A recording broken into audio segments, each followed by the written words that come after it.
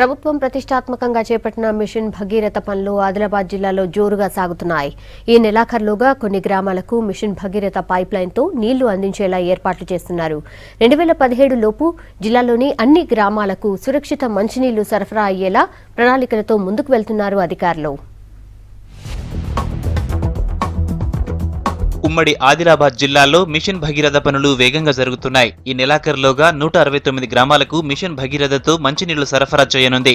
నిర్మల్ జిల్లాలోని గాంధీనగర్, కుమ్రంభీం, ఆసిఫాబాద్ జిల్లాలోని కెరామెరి, మంచిర్యాల జిల్లాలోని ఇటిక్యాల తాగునీటి పథకాలను గ్రిడ్లోకి మార్పు చేసి మొదటి విడతగా మంచినీళ్లు సరఫరా చేయనుంది. దీనికి సంబంధించిన పనులు స్పీడ్గా సాగుతున్నాయి. 3 తాలూకాలకు నీళ్ళిచ్చే కార్యక్రమం తీసుకున్నారు కాబట్టి త్రాగునీరు, స్వచ్ఛమైనటువంటి త్రాగునీరు ప్రతి ఇంటికి 120 లీటర్ల నీళ్ళని ప్రతి మనిషికి ప్రతి ఇంటికి గడప గడపకు తీసుకొని వెళ్ళడం జరుగుతుంది.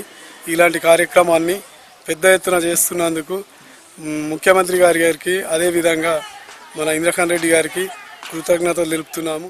ఈ 4 జిల్లాలను 4 సెగ్మెంట్లుగా ఏర్పాటు చేసి పనులు చేస్తున్నారు. 4290 కోట్ల అంచనాతో పనులు చేపడుతున్నారు. మొత్తం 10 నియోజకవర్గాల్లోని 3625 గ్రామాలకు సురక్షిత మంచినీరు సరఫరా చేయనుంది. ఇప్పటికే సగం వరకు పనులు పూర్తి కావచ్చాయి. ప్రస్తుతం అన్ని చోట్ల ఇంటెక్ వెల్ పనులు పూర్తయ్యాయి. ఈ ఏడాది డిసెంబర్ వరకు జిల్లాల్లోని అన్ని సెగ్మెంట్లో పనులు పూర్తి చేసేలా చర్యలు చేపట్టింది.